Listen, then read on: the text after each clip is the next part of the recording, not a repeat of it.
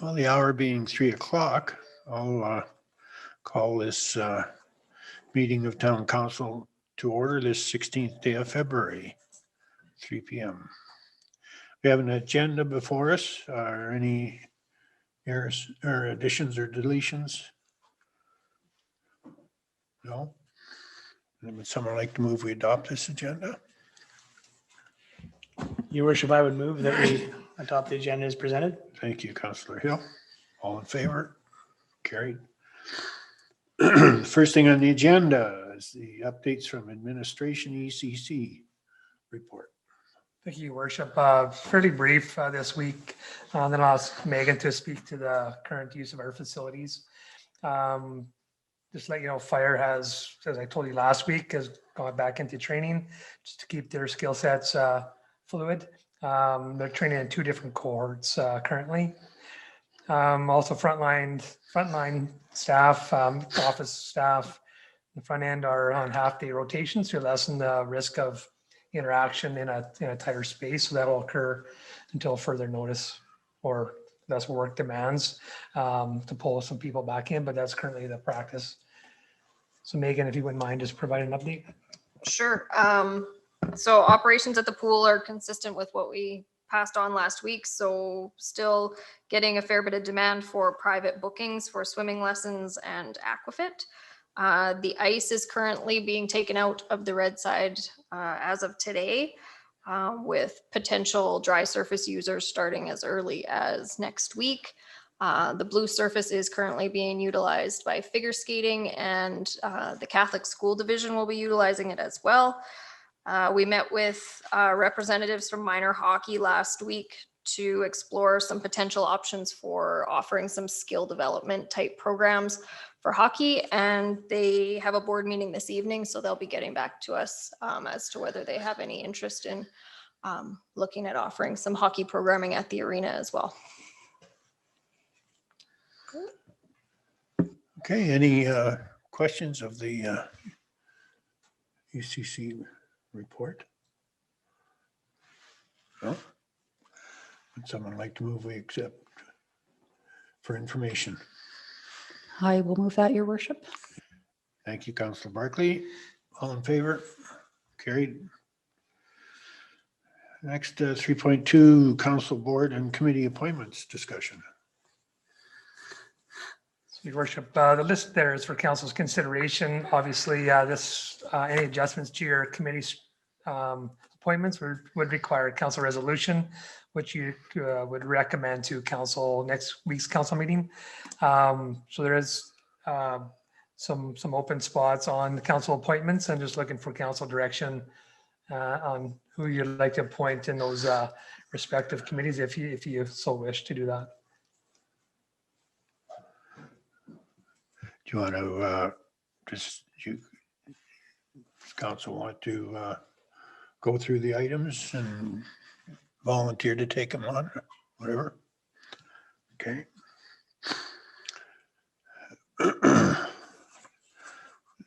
Carts, trail, Regional Trail Society.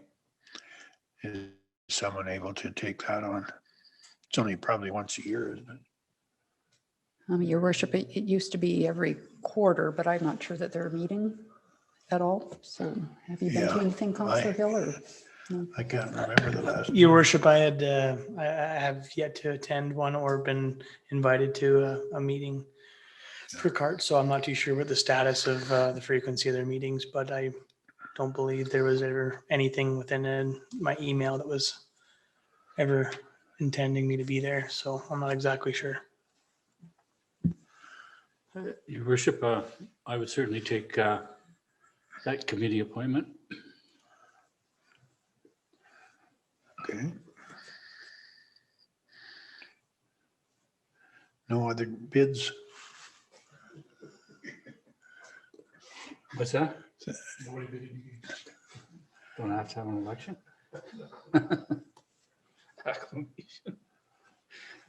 Okay, we got that covered. Transportation Committee. Danny, you're alternate. I can certainly take that if Nobody else wants to fight for it. Thank you. So then we'll need an alternate. Hmm? Then we'll need an alternate if I move up. Yeah.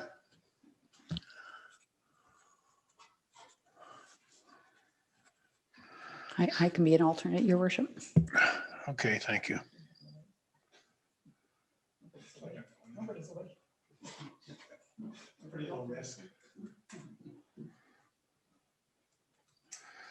All right. Municipal Library Board. I can do that one as well. And I'll just jump ahead. I'll take Ron Shepherd as well. You guys all owe me. Okay. Do we need an alternate to replace? Your worship, I can be the alternate, as I'm the alternate on the Parkland Regional Library, so I can Oh, take okay. the, Thank you.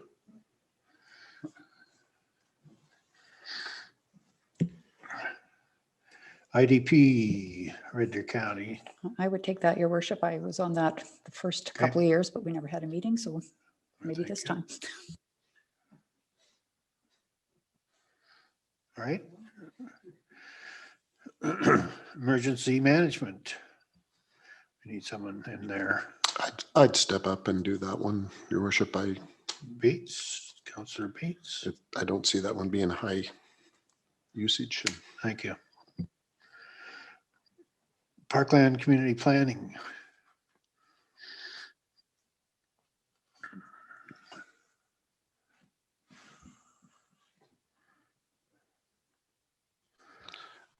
I just mention, I think they have one or two meetings a year, and I know one of them is always at budget time. Because I never got to go to one when I was on that committee. So you're volunteering? Sure, because I don't, sure I will. Thank you, Unless, Councillor Bates. unless Gene wants to move up and I could be the alternate, whatever. But yeah, I doubt they'll meet Okay, prior to the election party. and the Regional Library.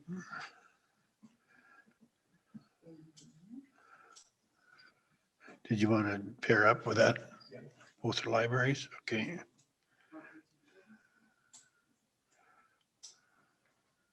Thanks, Danny. SDAB. Alternate. I think would have to be you, Jim, because I don't think everybody else is on Okay, the MPC. okay. I've got my,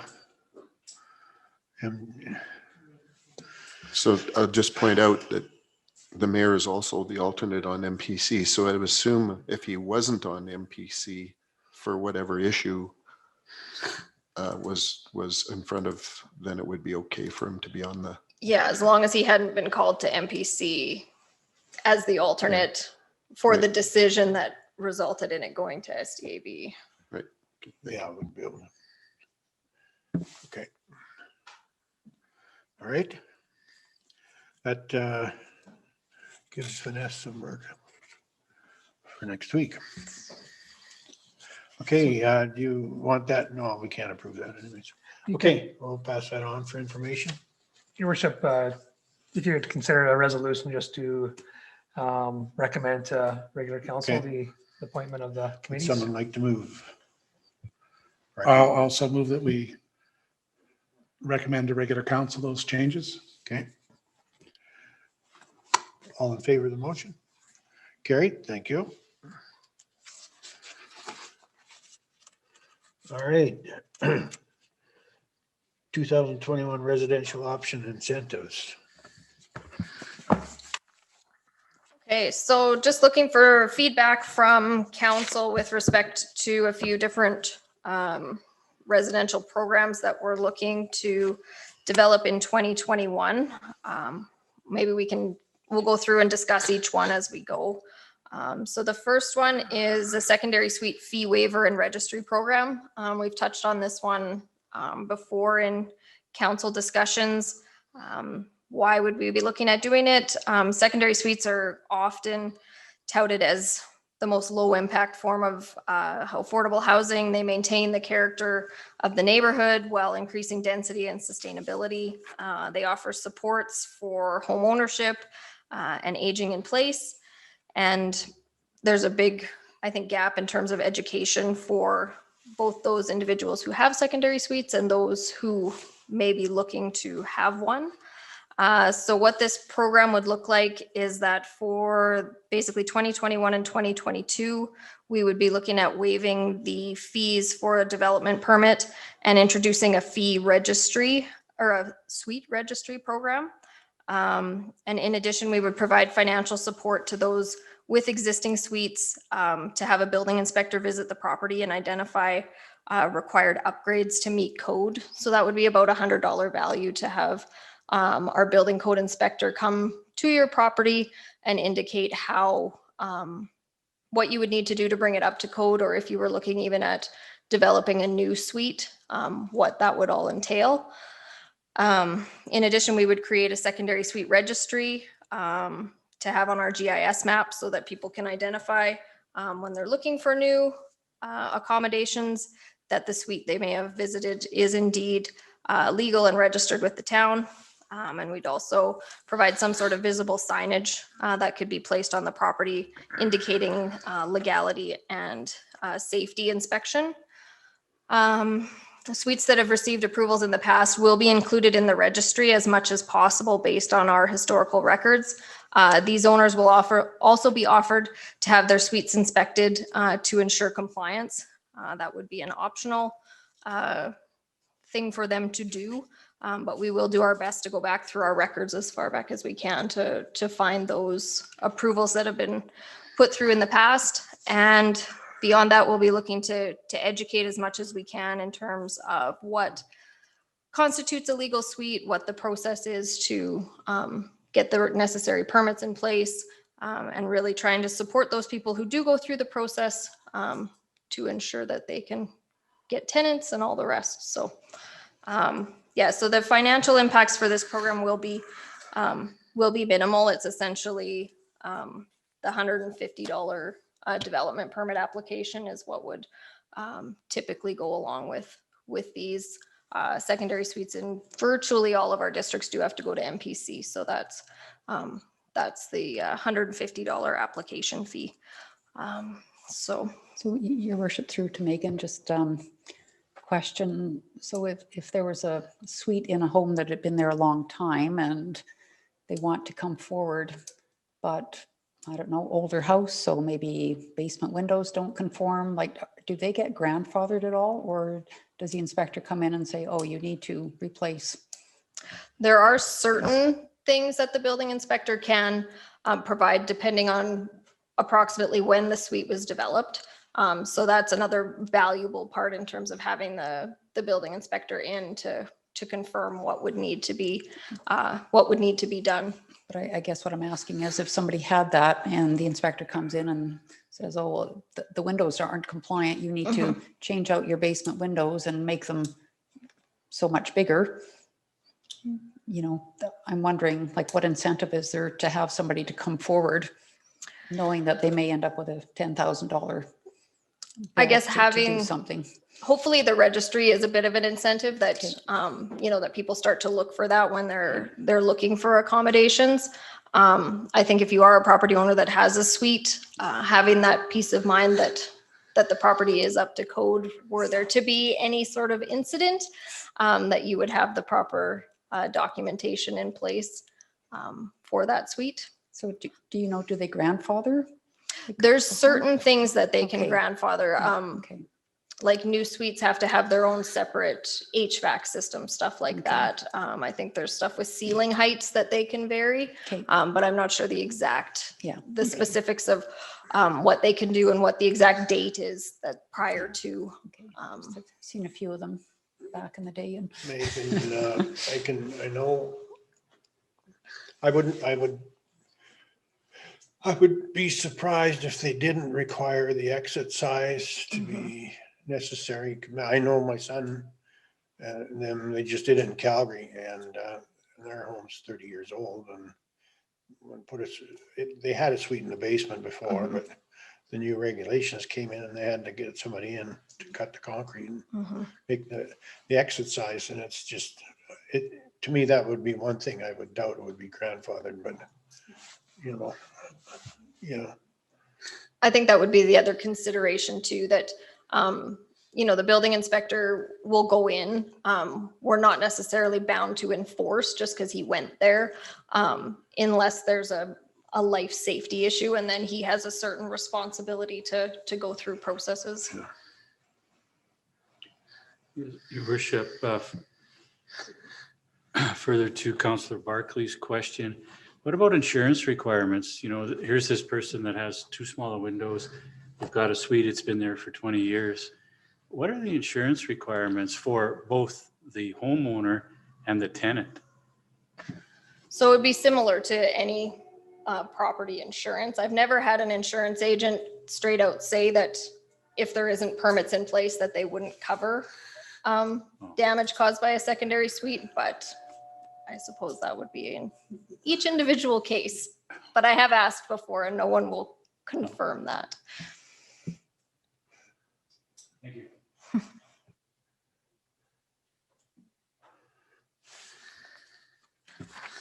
So we good. We'll move on to the infill incentives. Okay. If there's no further questions. So again, looking to try to incentivize and support redevelopment within our mature neighborhoods. Infill is seen as some of the most sustainable development we can have, as it utilizes our existing services and amenities and promotes more walkable and compact development.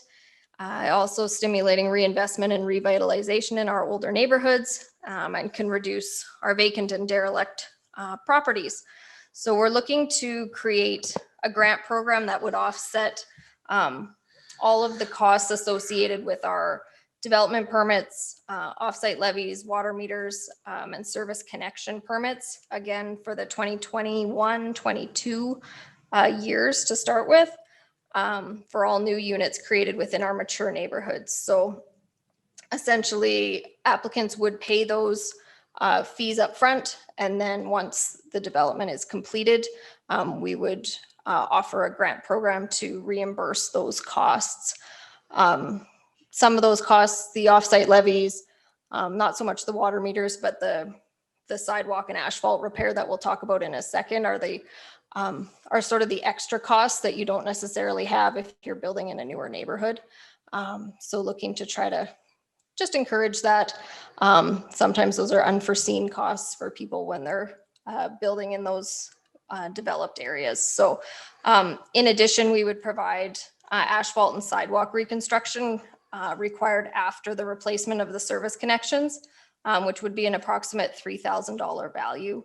Again, this is often a cost that the builders in new neighborhoods would not have, and that the work could effectively be included in our regular road and sidewalk repair program. So it's something that we think we can probably do somewhat more economical than just one person coming to get a sidewalk and road patched. And we would be ensured that it is all completed sort of the season following the work being done as well. So this one, in terms of financial impacts, looking at approximately a $2,000 overall reduced revenue with that grant going back for the fees, and then the $3,000 approximate road reconstruction. So we'd be looking at about a $5,000 investment per property. If we estimated maybe 4 projects a year, it would be about a $20,000 budget impact.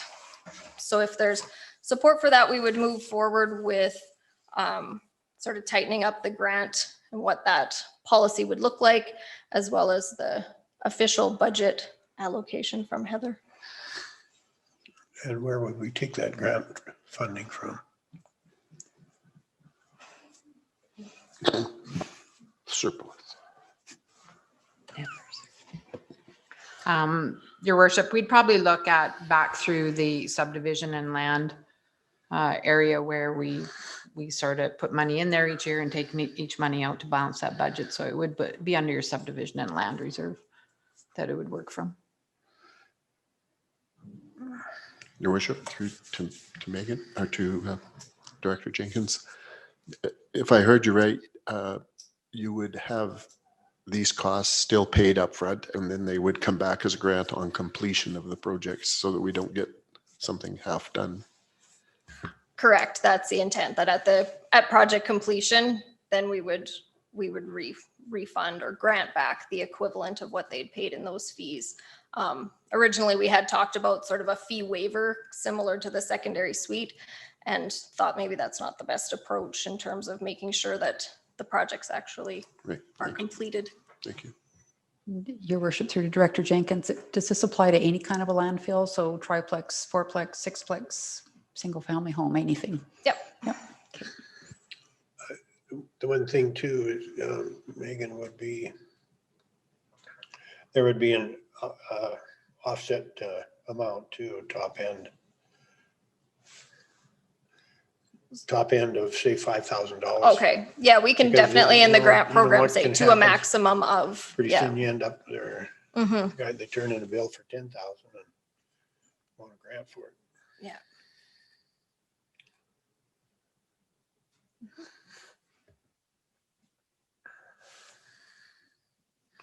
All right.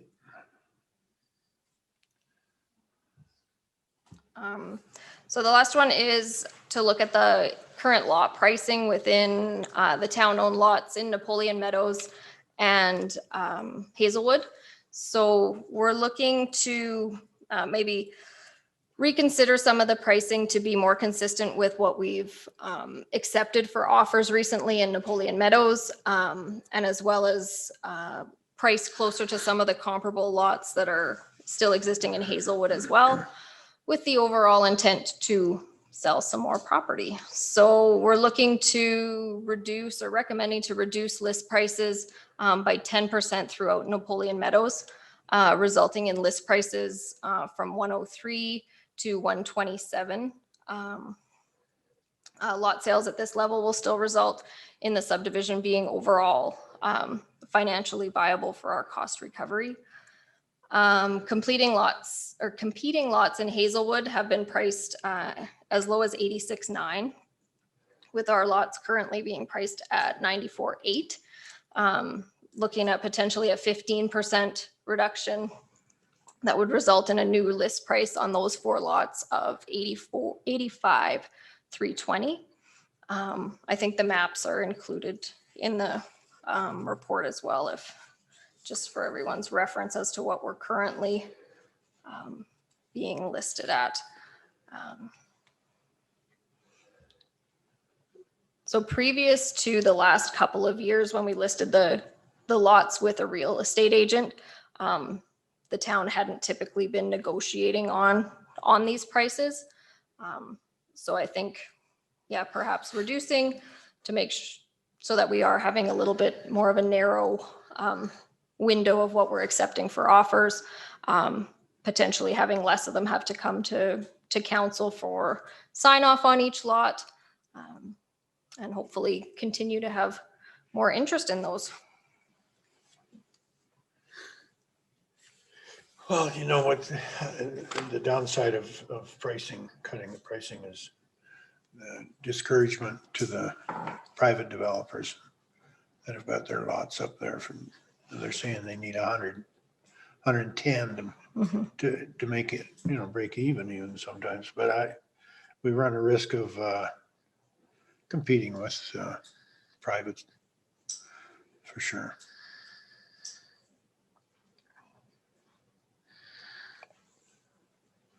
Okay. Your worship. I'm sorry. Councillor Bates. So I guess just to comment to council, as I look at the 4 Hazelwood lots, the one thing that I would point out is perhaps we might even consider a further reduction, because in the past, every time we had a spring sale on our lots is the only time we ever sold those reverse slope lots.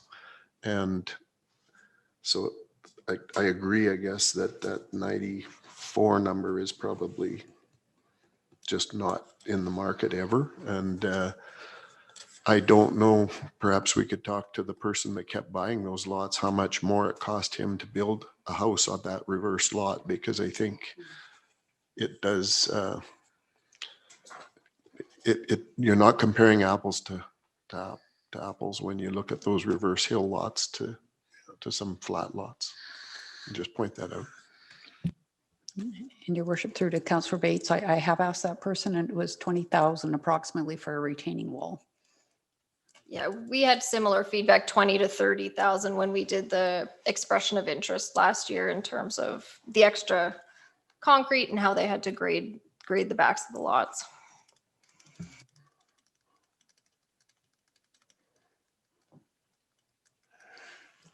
So would you just reduce the price of the lot, or would you offer that in a grant form as well? So that we would just adjust the listing to do a price reduction. And then if you wanted to do some sort of spring incentive sale or something, council could make an additional 5% off during a certain time period if you wanted for a spring sale, or look at that. So I guess my suggestion would be that you target those into that 75 range, not stop at 85. That's just as a start, I guess. See if you can get interest in those, because otherwise they just sit there. They've been there. Somebody would have to tell me when we inherited those, it's got to be About 10 years now. about 10 years, 9. It's before my first term of council, so. Your worship, maybe in a marketing, the marketing is why not keep it in that 85-ish and provide a grant for the value of that retaining wall. It's demonstrating the council's willingness to provide us an incentive versus just on subject on the lot or build a retaining wall.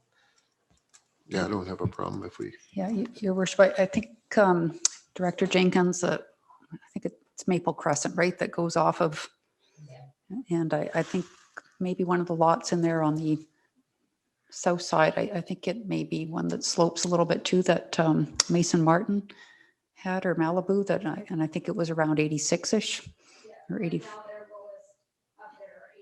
Yeah, so should likely be around the same, and then be open to offers. Because I think they need a retaining wall on that one lot as well. Yeah, I guess, yeah, I can certainly agree with it's either price or some other working with them. Because some of them might, it's interesting as you go by there, some of them have big retaining walls, others don't. They redesigned the house to make things work. There's quite a variance. So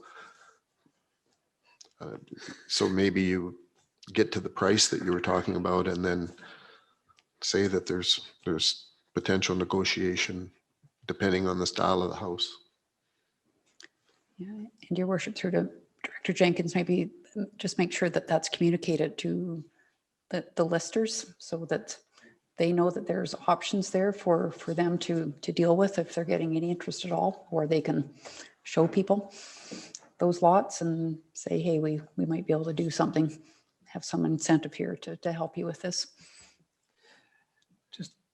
Just add into the conversation, you can leave it kind of loose that way so the realtors know that town is willing, or you can develop a program itself for those 4 lots and say negotiation on lot value, and then specifically here's value to the retaining wall up to a certain amount.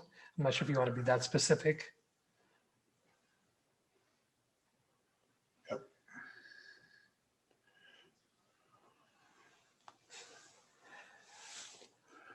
We'll go as no. Sorry, I wasn't sure you were waiting for an answer. We'll just leave it loose maybe right now. I don't know, maybe chat with the listing realtors and see what they think. They would probably have some insight into what works best and what incentivizes people the best. So how do you want to do this? Director Jenkins, do you want separate motions on these three, or you want one just to cover it all?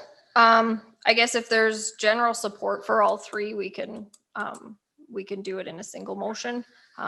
Otherwise you can break it up if you so choose. Yeah, and then we'll work on getting those back to you at a regular council meeting. Okay. Someone prepared to make a motion? Well, I guess we recommend to council for consideration. Your worship, how I see it is, Megan, through your direction right now, we'll go back and start developing these programs. It'll come to you in a policy framework Okay, at a regular council meeting. we don't really need a motion right now. I think as per the recommended motion, your worship, just to give us Okay. some, making sure we're on this right, Yeah. right Is someone- line. Someone prepared to move that motion then? I'll move that motion, your worship, and I guess what in my mind, what we're directing administration to do is to come back as it's been outlined with incorporating some of the discussion that we've just had at the table here. Okay. Discussion now. Your worship, through to Director Jenkins, are you taking a look at all at the same thing for commercial as an example? Doing some reviews there? We haven't been looking at commercial incentives at this point. Yeah, our direction previously was more on the residential front. I'm not sure if Todd has anything else on the sort of ECDev side, whether we're. I believe your worship, Councillor Barkley, last, I don't think it was formal direction, was to start developing an inventory for commercial industrial properties. I think once that inventory is gathered, we can take a look at that and see what council wishes to do.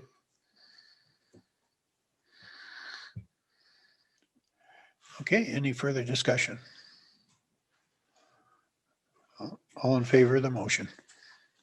Carried, thank you.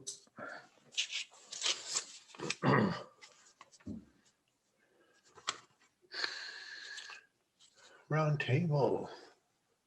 Councillor Hill. Thank you, your worship. I haven't been up to too terribly much, just staying warm and enjoying this cold weather. That's about all. I appreciate the opportunity to report. Thank you. Councillor Bates. Okay, we probably had the shortest MPC I've ever attended just prior to this meeting on Zoom, and looking forward to my initial meeting with the Policing and Safe Community group this, I think it's Wednesday. And I do have one question, I guess. With respect to our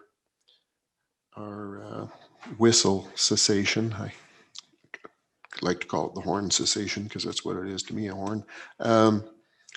We're just waiting for feedback from various groups that were listed, I think.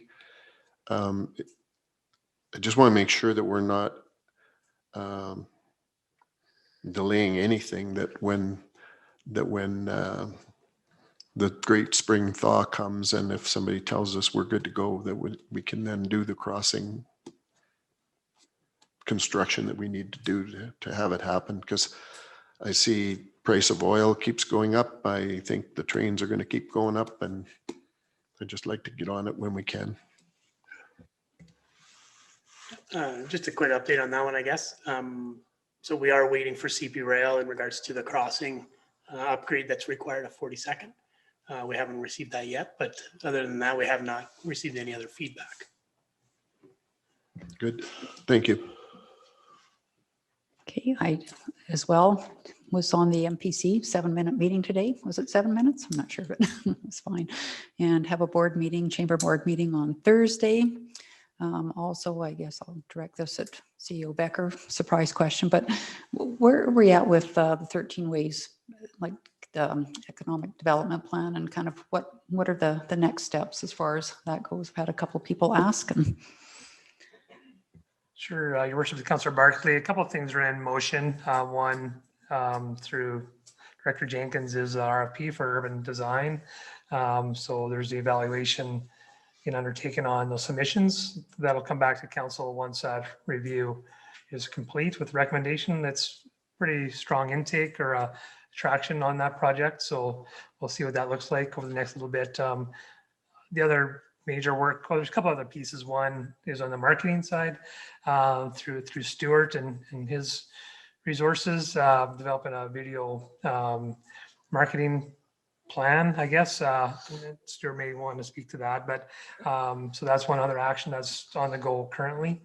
The other one that's I'm directly involved with, I'm on to the team and to Stuart is the economic development entity piece. And I'm working on that. That'll come back to council likely in early March for to see if I'm on track. So it's coming slowly. Other demands have occurred, but working hard to get the council knowing how important it is. Were we going to do any of the quick wins that were mentioned, like as far as Heather's favorite, not this Heather, the other Heather's favorite twinkle lights? And like, is that something that we're going ahead with, or are we? Your worship, the Councillor Barkley. So if council wishes to advance, I believe it's those types of items, the benches and the lighting has been allocated over to the urban design to make sure it's nailed down with the full package instead of chunking it off.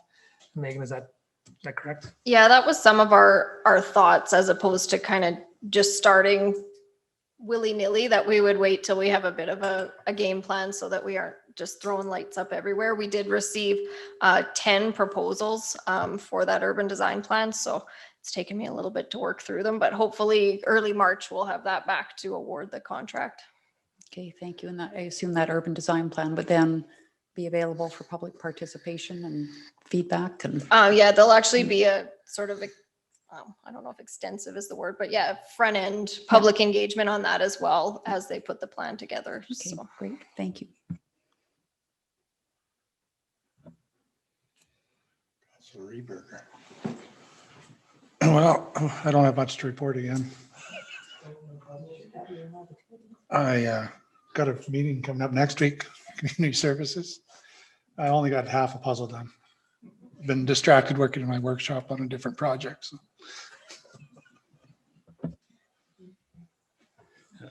Thank you, Your Worship. I also sat in on the MPC meeting this afternoon. I have community safety and policing coming up Wednesday evening.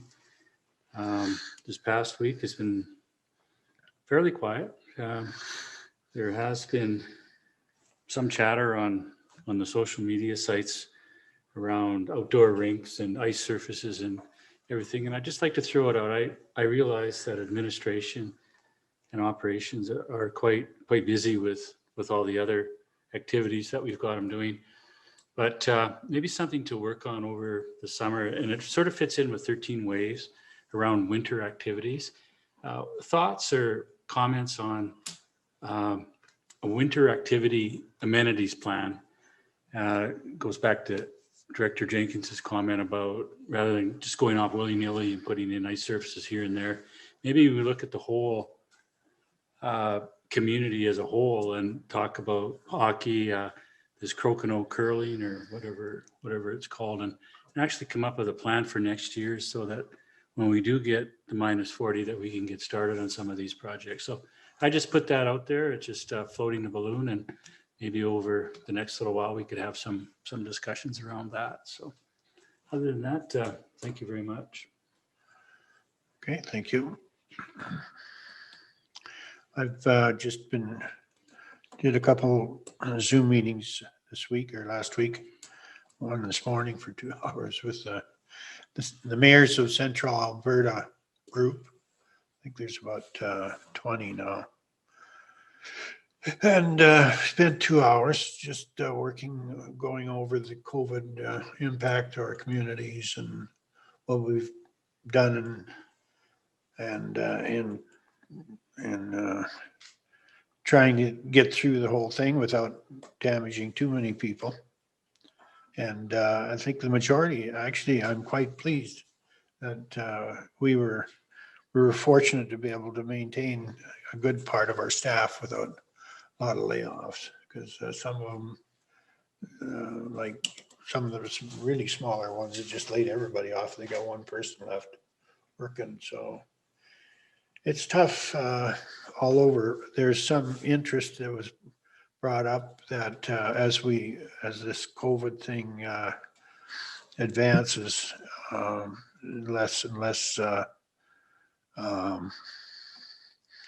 guess, impact of it as it reduces, that there's some interest in, hopefully, the province might consider turning over the operations, or I guess basically the operations, or the running of the restrictions and such in the latter part of the journey here, to the municipalities to work, look after themselves. But right now the focus is on getting vaccinations, and one thing that surprised the devil out of me too was my son and his wife came up. We had dinner on Saturday at Fireside and sat at two separate tables and yelled back and forth. And my daughter-in-law she's born and raised in Calgary, of course, but she said she doesn't know anybody that's going to accept the vaccine. She said that everybody's dead against it. Everybody she knows, it floored me, like the remark. She says, I'm not getting it, and nobody I know is. Yeah, so you gotta wonder what the, yeah, but I couldn't believe it. But anyways, I know my son at WestJet said they've got of 160 or 70 airplanes that they've got. They're running about 35 of the fleet, 35 out of 175. So it's pretty sad. Now Air Canada has bought Air Transat, reducing the competition. Who knows where that air industry is going either. But anyways, the only other thing is I had a water commission meeting, of course, last week too, and the bill has come in for, well, the bills are all paid now. Basically, it was a $500,000 hit for that line rupture, and we've narrowed it down to, it was the protection pop valves were set about 200 kilopascals higher than what the rupture point of the pipe was, which didn't make a lot of sense. The SCADA system never was functional to the point where it's supposed to give you a warning at levels. I think the rupture point on the high density pipe is about 1200 kilopascals. Well, so the SCADA system should start giving signals at 1000. And then if nobody confirms it at the plant where it rings, then if nothing is done about it in the next few minutes, it should shut the pumps down. None of that worked. And it's all, we checked the design. It was all in the engineering to be done that way, the SCADA. So we've got an engineer on the project now that's going to get to the bottom of it, but we're having meetings with the engineering firm who installed it, because there are some definite shortfalls there on the operating and safety controls of that system. The other thing is we're waiting for $3.4 million from the government to pay off the final grant amount for that $30 million project. And the minister McIver sent us a letter saying, no, we don't have the money and it won't be coming. Oh, just a minute now. So we're working with with the MLAs and want to get meeting, an audience with the minister and with the premier, because this is not right. We can't, we're gonna have to go into our operating loan or demand the operating loan possibly. So, I mean, that's not a big deal, but you know, they're looking at a 20-cent increase on the water rates if we can't come up with a solution here. And so anyways, that's what we're pushing for right now, sooner than later, to get that resolved. But, you know, we used up $500,000 in cash flow just fixing that line, and then have 3 million pulled out from the grant. We can't. So we're working on that. I think that's about all I've got. Stephen, have you got anything? No? Heather? I do thank your worship through to Councillor Reberger. Your week is going to be changed. On Thursday afternoon, you have a transportation meeting. No puzzle. You'll get an invite for the Zoom.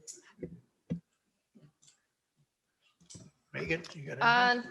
Just an update. I'm sure everyone has noticed the Hcma Aquatic Center Multiplex survey is live and available. And we had 284 surveys completed the first day. So I'm thinking that there's probably a relatively high amount of interest. So that survey is open until March 1st. So that looking forward to those results. As well, on March 3rd and 4th, in the evening from 6 to 8 p.m. there will be open house or virtual open houses for the North Area Structure Plan.